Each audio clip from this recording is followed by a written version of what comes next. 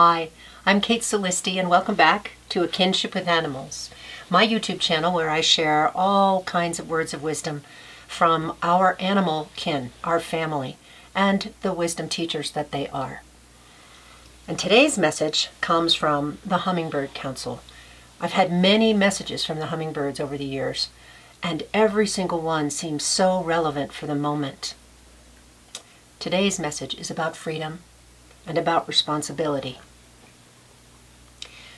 Freedom to fly fast does not mean to fly recklessly.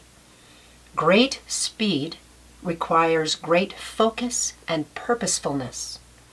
Respect your body, know its boundaries, then fly with passion and purpose, speeding to your goal with pure delight. What a lovely message to remind us to balance our purpose with focus and clarity. So thank you for joining me today. See you next time.